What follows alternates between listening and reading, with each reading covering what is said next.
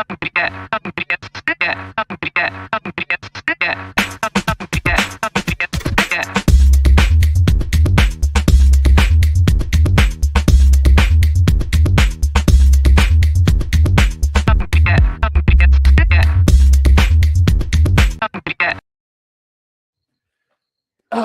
morning, guys. Good morning, Anthony and Stephanie. How are you? Happy New Year.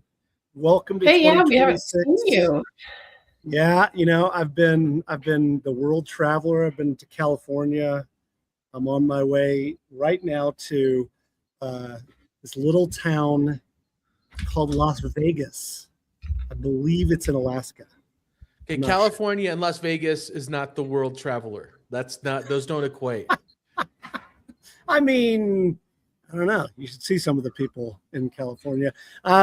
Stephanie, how are you? It's good to see you. You got any news or stories for us this morning?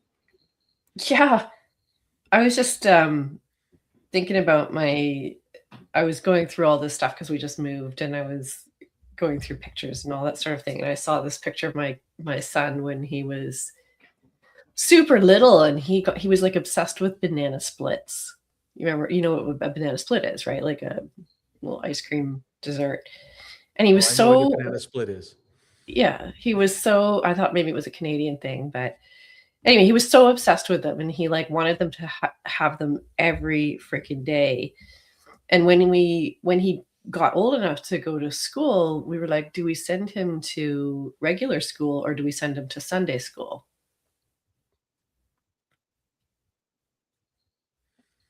That was an exceptionally long setup for a very terrible joke. I don't know that any of the dad jokes are not very terrible. I'll throw mine out there. Did you hear about the fact that the Invisible Man married the Invisible Woman? No. Their kids weren't much to look at either. Oh, Jesus. I didn't come with a dad joke. I came with something that trumps all dad jokes. I need to work on my image, so I brought a puppy. Holy cow. I thought you were going to hold up a stuffed puppy. No. Isn't he cute? Wow. Christmas present to the daughters. For those of you listening, you're going to want to go and watch for the video portion of just this portion of the episode. Then you can turn it off, go back to audio. Wow. This is Duke. That is pretty darn cute, Anthony. Our demographics just went up dramatically. Hold him up to the camera again. I want to see his face. You want to see his face again? Say hi, Duke. That is pretty awesome, Anthony. Well done. Well done. I think that's pretty amazing. Buddies. Well, Anthony and Stephanie, hard to follow a puppy. Yeah, I'm done. I think we can say that's it for today's episode. Thank you. Thanks for listening, everyone. We're going to be the all puppy channel from now on. We've done a study in our demographics, and everybody now likes puppies.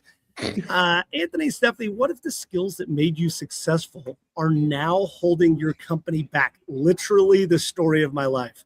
Rand Fishkin built Moz to 150 employees before admitting he had become the company's biggest bottleneck. His mistake wasn't incompetence. He kept doing the job that worked at 15 people. Today on How to Founder, we're going to be talking about evolving your role as a CEO through the different growth stages. I'm your host, Chris Franks. With me, Anthony Franco, Stephanie Hayes, calling from the great white north of Canada. How cold is it up there, Stephanie? It's not that cold. We actually don't get that cold here. It's very temperate. We're right on the ocean. It's like minus 52 or something. Like it's not bad. It's totally fine. Yeah. Also, I'm assuming that's some other like centigrade or something, some other scale that we have no idea how to actually. All right. So let's get into this topic. This is very poignant. It's poignant for me where I am right now. It's poignant for so many founders. I want to just start by asking you to tell your stories about times when you've struggled with this moment, when you realize what got you to a particular level within your company is not the thing that's going to get you to the next level. I'll start with Anthony. Go. Oh, I was hoping you'd start with Steph. I've never been prepared for the next level of my of company growth. Like you always kind of hit, and it's not like all of a sudden you wake up one morning and go, oh crap, I'm woefully unprepared. It's you graduate into it.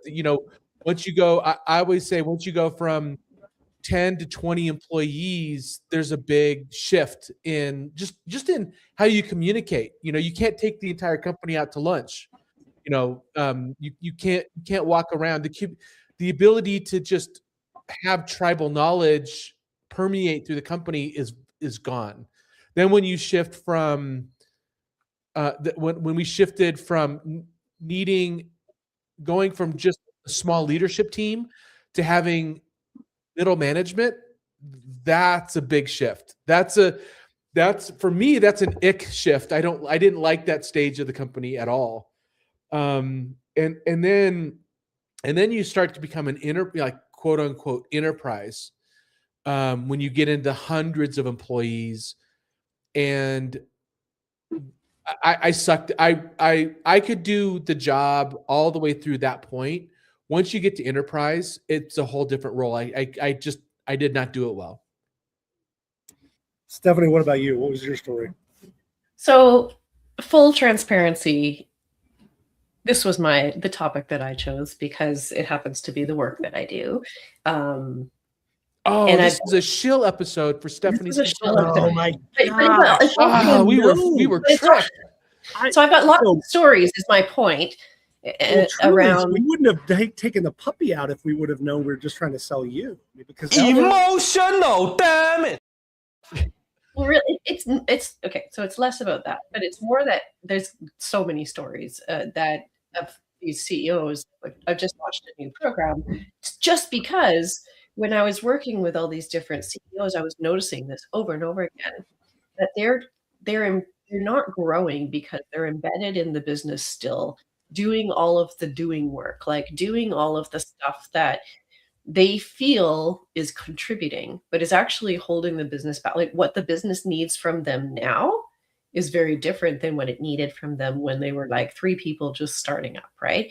And so that, I think that's a really, really significant roadblock to a lot of CEOs that are trying to make their business grow. It's them that they're still stuck doing what they identified with when they first started the business.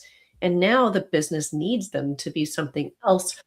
And they also have gotten to a point where they can now step into the work that's really powerful for them, as opposed to, early in the days where you'd kind of do everything and you have to sell and you have to do this and you have to do that.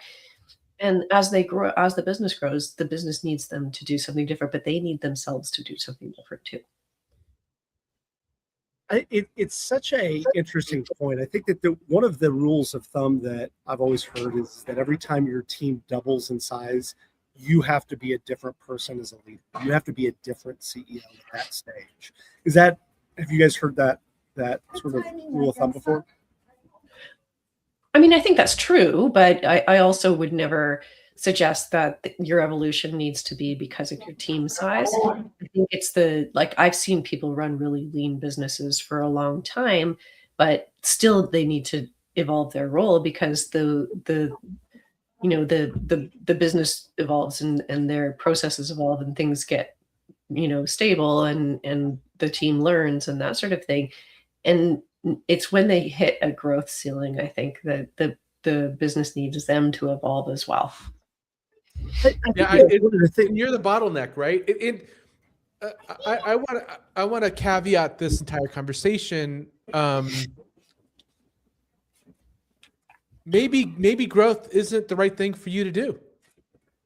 Totally true. Right. Totally true. So if you have to decide, all right, we're going to make this other hire. We want to navigate into this space. It's like, do you really, are you running a company that, and I know a lot of CEOs that are very self-aware of this. It's like, why don't you could be like 2 or 3 times the size. And they're like, I don't want to be. Yeah. Like I'm comfortable, and I, in my head, I don't get it. I'm like, what? I don't understand that. But that's because I'm broken, not them, right? That probably is the more healthy mindset than this mindset of wanting to continually push yourself and grow. Steph, you probably have a lot more insight on that piece of it. Well, I think so the work that I do is all around exits, right? Whether it's this piece of it, but to me, this is a part of an exit. This is an operational exit. This could be an exit from your original role. Like there's all these exits we do in the lifespan with our business. And I think the mistake a lot of founders make is thinking that they have to follow this sort of textbook path of being the one at the helm, right? And one of the big questions we ask right off the bat is, do you want to be the one that takes this business, into the stratosphere? What is it that you want from your business? And I think a lot of people don't ask that question. And there are lots of people who are like, you know what, I have a whole contingent of people in my audience who are like, that kind of growth is just not what I'm after. Like, I really actually enjoy my business at this level, at this state. And that's where we want, but maybe we want to make things better, or we want to try new things or whatever. But I'm good. Like I don't have the desire to run a $1 trillion company. Like that's not interesting to me at all. So I think we have to acknowledge what a CEO actually wants, and then ask the question, is that good for the business, or do you need to exit, right? Do you need to make an operational exit? Do you need to exit the business altogether and let it keep growing?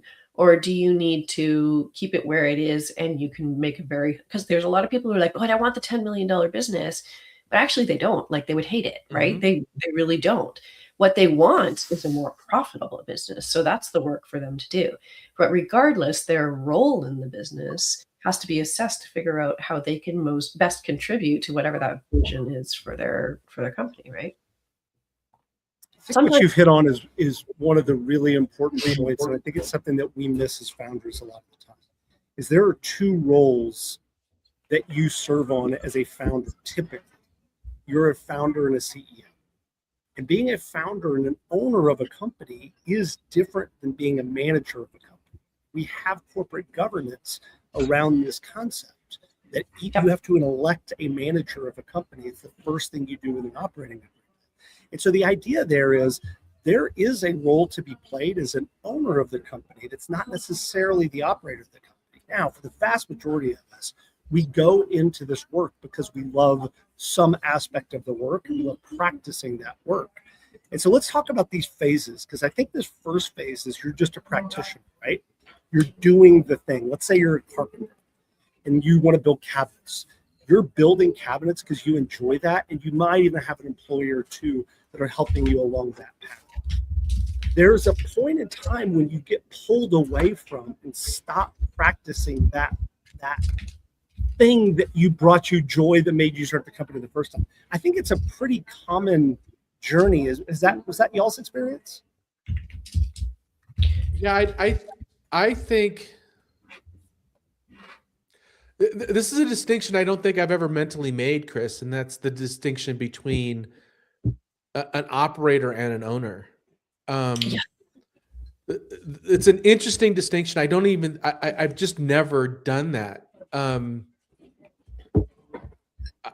Steph, have you? I'm a little lost here on this distinction. It makes sense, but I don't know how that would change my day to day, or should it? I think it depends on your business, right? So, I've seen people who have really built this sort of very operational business, and one of the biggest challenges I see, or the trends that I see, or the habits that I see from owners who have started a business because they did something well, is that that's their identity, and that's where they stay. And when things get uncomfortable, they go back to the operational side of the business. And, I'm going to change my programs, or I'm going to make but really the adjustments they need to make are over here in selling and visibility and business development, or whatever it might be.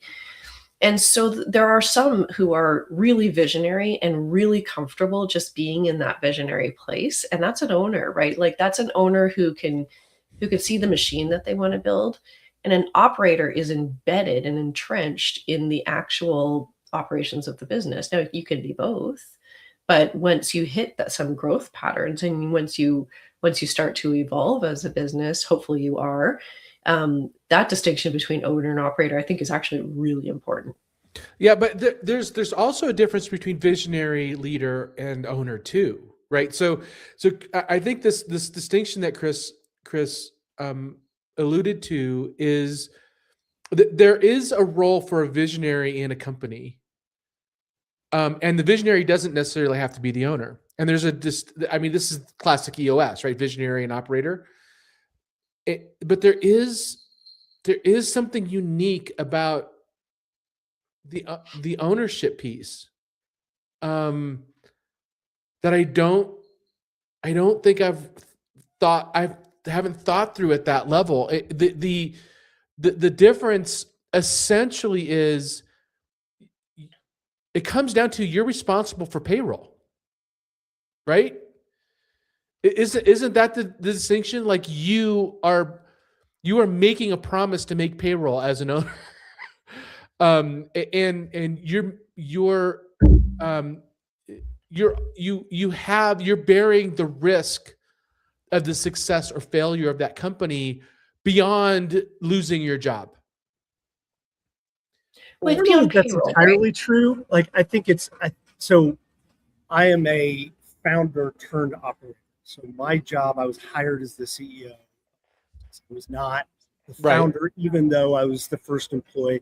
And yes, I have equity in the company. So there's alignment, but I don't think it's any different than a lot of the startups I've worked in the fact I go out and raise capital and there's people that I answer to. It's like, there's a different mindset. So I think you're also so. Like I approach this cognitively. I think you have bias here because you've been so you make a great CEO for this company because you've been operating under the pressure of the owner. So you're coming in with that bias. You're coming in with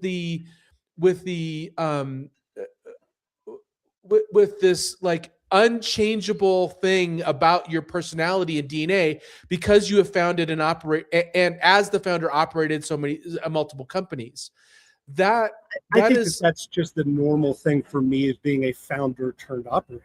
I've got skills. Yes. I understand how to do things in early stage companies and people that would operate mid to big size companies. I had a conversation with a buddy of mine, a really successful guy. He works in medical, but like in big hospital chains. And I said, the primary difference between me and you is that you never have to worry about payroll. He's like, that's my job. I still worry about payroll. As a matter of fact, it's my primary job as the CEO is to worry about payroll. Do we have enough money to operate? Do I have a plan in place? Do I have raised enough capital to make sure that we get to that plan? The ownership component of this, I have investors. I've got an early stage founder. I answer to them as the board of directors. They have to approve my overall plan, but they're not in the day-to-day making sure that we make payroll. That's my job. And they don't want to do that. Yeah, so the owner role has evolved, right? Yeah. So, all right. So I think that we're beating this horse dead. I want to get back to you're right. Which is like, what are those stages? And when you get to a place, when you start to evolve. So let's say that you're doing a lot of the work, you're wearing a lot of the hats. That's that classic 3 or 4 person startup. And then suddenly you get to 5, 6, 7, 8 people, maybe 10 people, and your job changes. How? What does that job change into? I think there's 2 pressures, right? There's what the business needs, and then there's what you need, right? So what I know about CEOs who get into roles that do not align with who they are as individuals, where they don't feel like they can be successful, blah, blah, blah, is that the energy driving the business forward really goes away. And they're holding the company up by being involved in things that they shouldn't be doing. So there's like what does the business need, and then there's what does the CEO as a human being need to be able to be re-energized and to also be able to feel like they're really being successful, because the worst thing for a business is an owner that's anxious and doesn't feel like they're contributing, right? Because then they start to meddle and they start to get involved They in all break things. things. Yeah, they break things. Yeah. Anthony, what do you think? So 10 people, you now are at 10 people. How does your job change? At 10, so it's gradual, right? So when you're solopreneur or there's two of you, you're both working on it. You're kind of tag teaming. You're pair programming, right? The business. The next person that you bring on, you start to have to delegate. So once you get to 4 or 5 people, collaboration starts turning to delegation. And that, I think that does hit a critical mass at 10 employees, because now you really have to be conscious about who does what. But there's still an advantage with 10, that it is not hard to keep in your brain what everybody's doing and where everybody's at and what everybody is promised. Like, you don't need a system to manage 10 employees. It's manageable just cognitively. So that I think changes what at we're 20. talking about. Yeah, I think so. At this stage, so we'll talk about the first step, and let's assume Yeah. now that I want to do this, Stephanie. So let's assume that I want to develop the skills and abilities as the founder to be the leader that my company needs for this 10 and then 20 people, and maybe beyond. What you're talking about is you can get by with leadership skills and energy and enthusiasm and passion up until the time when you actually have to start developing management skills. And Yes. delegation is a management skill.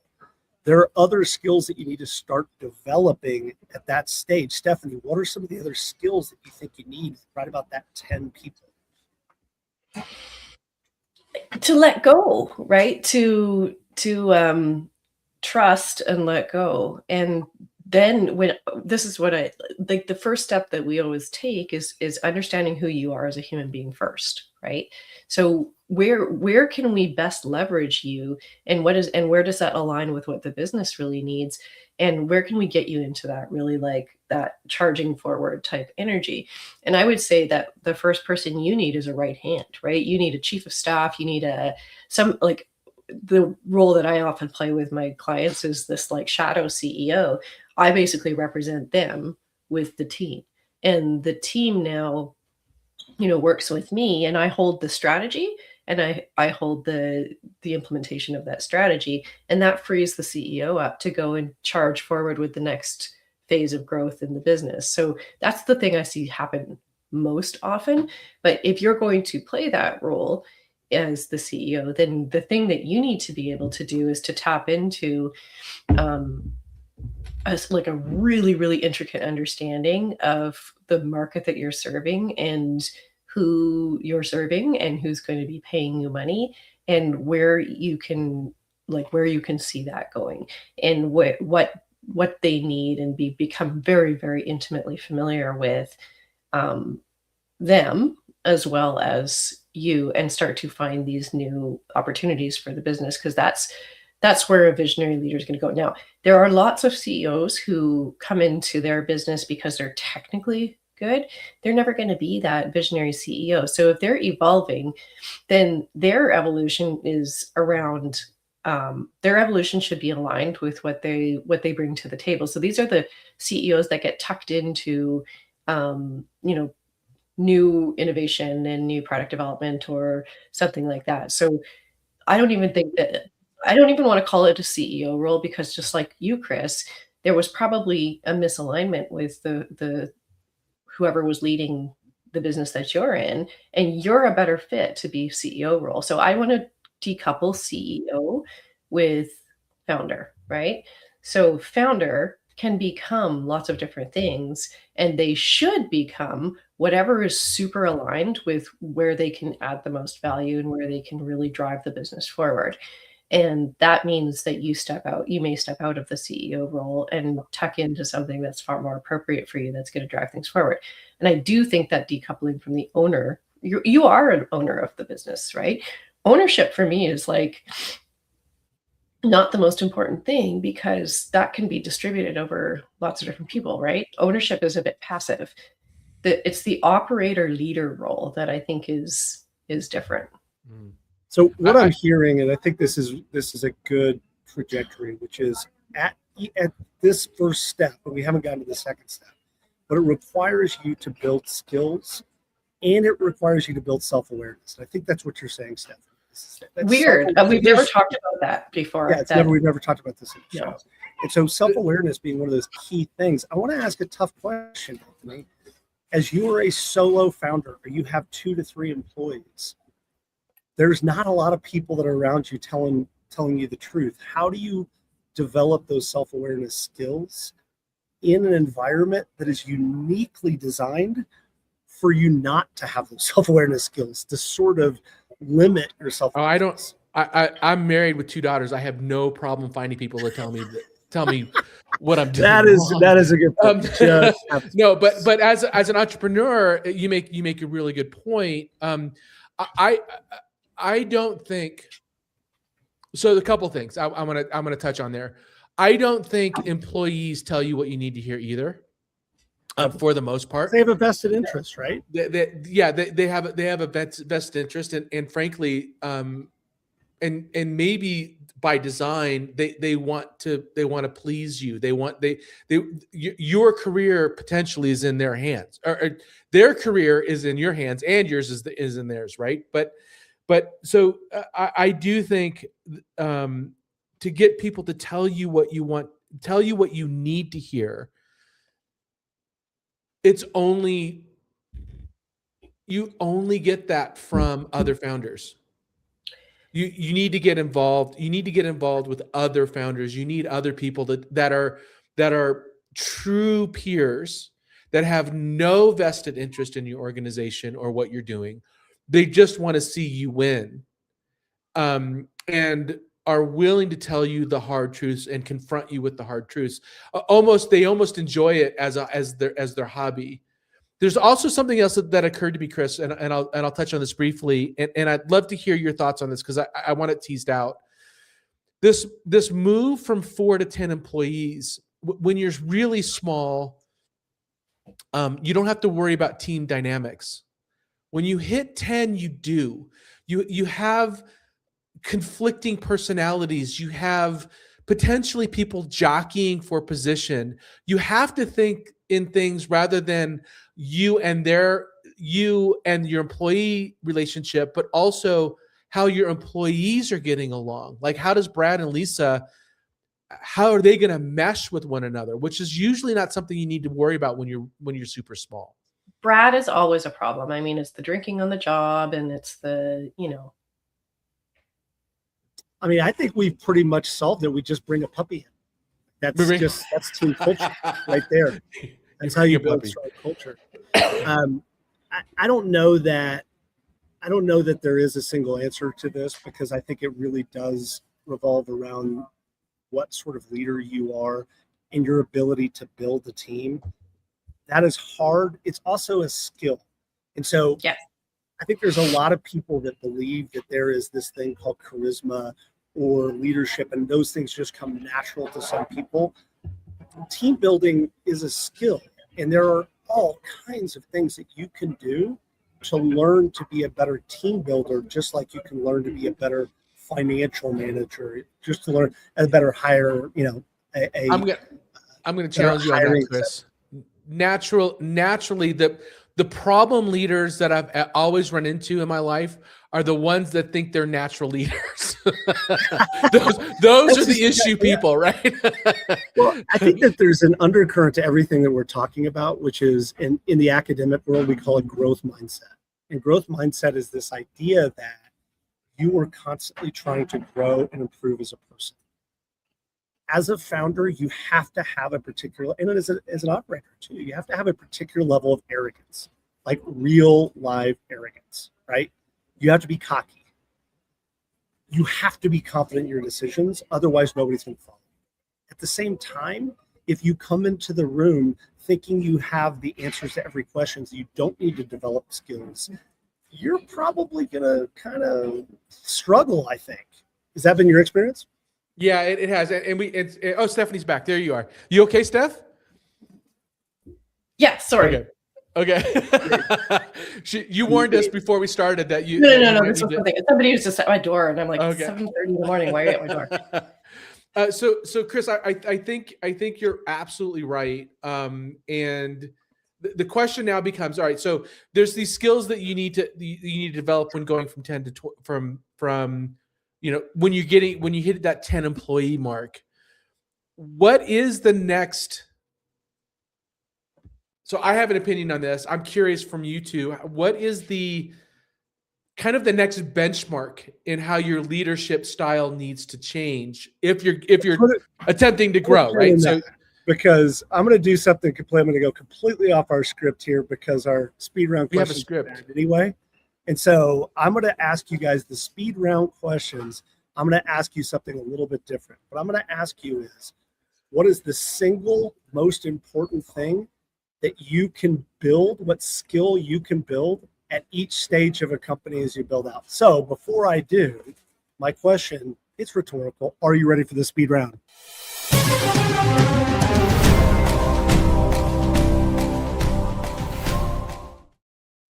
Okay, so here's the rules for this speed round.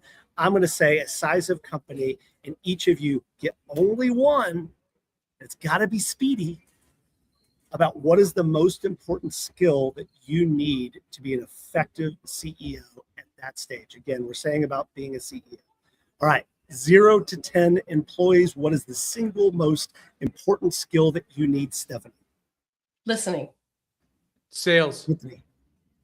From 10 to 50 employees, what is the single most important skill that you need?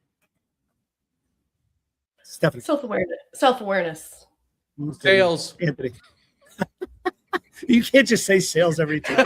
All right. From 50 to 100 employees, right? So now we're a real company, probably getting into middle management road. What is the single most important skill that you need, Stephanie? Stepping away. Ooh, interesting. Taking a vacation. Anthony. You need to learn how to be a leader of leaders. Ooh, that's a good one. Growing leaders. Last one, you now run the Enterprise. I always love that. That's also the Starship Enterprise. Like, it's a big ship, right? You're running this. You're a Captain Kirk. You're a Captain. What is the single most important skill that you need, Stephanie? Drinking. That's a good one, Anthony. I think it's public. You need to have good PR skills. You need to have public awareness. Self-awareness. I think that's like I would say self-awareness for every single one. Self-awareness. Honestly, like we keep coming back to this, right? Like it's so critically important because you knowing what role you need to take on is so much about knowing yourself and where your blind spots are and where your energy is best and where you can evolve into. Yeah, I agree, but I have a problem with self-awareness. I'm starting to develop this like allergic reaction to the self-awareness skill. That has nothing to do with it. That's you. Yeah, maybe, but who doesn't think they're self-aware? Like it's this generic advice. It's this generic advice that is not, I don't feel as actionable. Like I think I'm self-aware. I'm also probably delusional. Right. So I don't really know if I'm self-aware or not. How do you know? And it is one of those things that if you ask anyone, are you self-aware? What's their answer going to be? Do you know what I did? I had my latest client, my first interview with him. I said on a scale of like, because he was going through the CEO evolution program. And I said, on a scale of 1, like he's a $10 million business, blah, blah, blah. He's been a founder. He's, in his 50s. I said, on a scale of 1 to 10, how well do you know yourself? He says 6. I'm like, well, let's start there because that's the biggest problem is that you are confused and you're leading your business in 5 different directions. That answer indicates that he's actually highly self-aware, right? Only a person that's very self-aware would answer that question as a 6. People that are delusional are going to answer it a 10. But the point is that you're asking me, what do I think that people need? and Yeah. it's self-awareness. I'm not asking you whether they think they're self-aware. I'm That's telling you that's that's fair. what they need, That's right? fair. That's fair. I think it's just this really, and the reason why we keep coming back to it is because it's underlying so many of the fundamental problems that we see when we deal with founders and that we've experienced ourselves. I was the guy that broke my previous company. I was the guy that got us to $1.5 million in sales. I was also the guy that kept us from getting to 3 because I kept breaking stuff. Yeah. I got bored being an operator of a company and just doing the same thing again and again. I started to try stuff because I had that founder mentality. We are in this incredibly unique environment whereby people are not going to be honest with you. They're not. And you have to figure out a way to try to get some level of people to tell you exactly what it is that you do well and you don't. I think that that's incredibly hard. We keep coming back to it, Anthony. Yeah. Again and again. It's like finding people that you can actually trust, hiring a Your coach. personal board of directors, right? Yeah. A personal board of directors, like something you can do, or just have a wife and 2 daughters, really, like Anthony. It's his personal board of directors. Yeah, I'm more self-aware than I want to be. Let's put it that way. I believe that for like several different reasons. Yeah.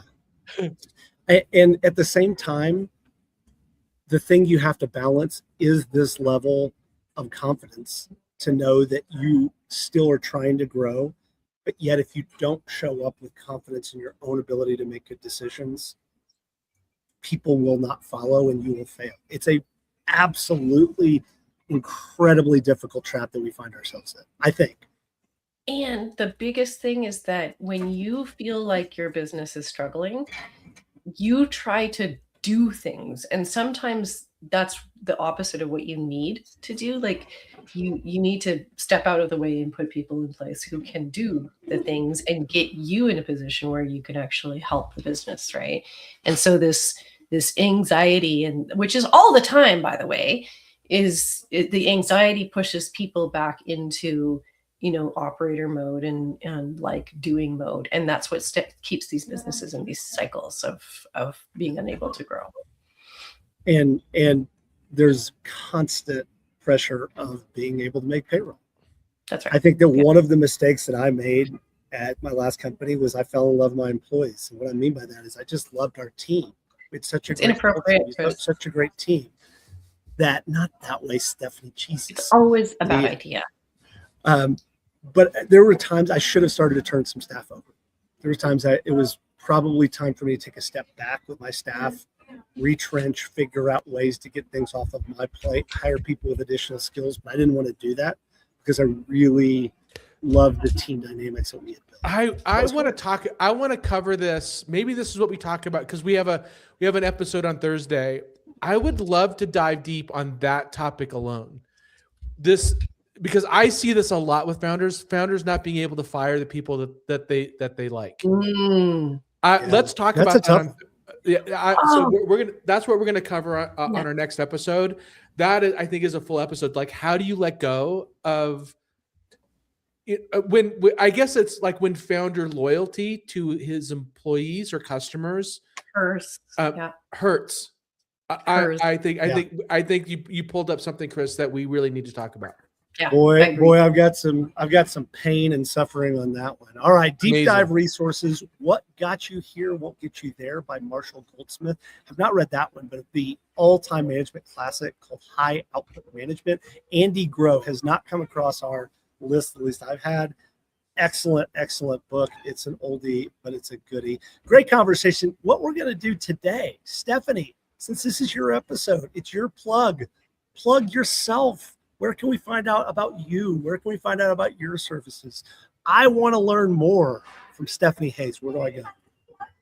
So I am just launching a new program called CEO Evolution. And this is it's to address this specific need of these founders who have got themselves real stuck. And they think what they're trying to solve is a business growth problem, but what they actually need to solve is their role, because they're just sitting in circles. So this is a new program that I've launched where we work first with you and understanding who you are as a business owner, as a human being, as an individual, what you're after. And then not you, you're impossible. Okay. Yeah. And then we look at how that impacts the business, and then eventually we're making a decision around what the business needs and what your role needs to evolve to, et cetera, et cetera. So you can find me on LinkedIn at Stephanie Hayes and stephaniehayes.biz. I haven't even put the sales page up for this program yet, but it is launched and ready to go. So I think it's so important. As every time I try to think through this, I just don't know. I think that Anthony, you and I have gotten there by epic, painful, terrible failure along the way. I think anything you could do to avoid that, I think would be really, really valuable. It was just an opportunity that evolved because it's just the thing I kept seeing over and over and over again, that, this desire to fix a business is really about fixing the CEO's role. So yeah, it always comes back to leadership. I think we're all going to have a lot of great stories for our next episode about about examples of leaders not letting their team get out of the way, not knowing when to get not themselves out of the way, but they're in the way because they're not getting the people in the way out of the way. That's right. Right. That's right. Yeah. I love it. Anthony, you want to get us out of here? Yeah. Thanks everybody for listening again. Please be sure to visit us at howtofounder.com, where you can connect and leave reviews for us on LinkedIn, YouTube, Apple Podcasts, and Spotify channels. You, our listeners, are the pioneer of economic prosperity. And we're listeners, Chris, not you. Now, listeners, yeah. They're the pioneers of economic prosperity, and we're just grateful to be there along the way with you. Thanks, everybody. Bye.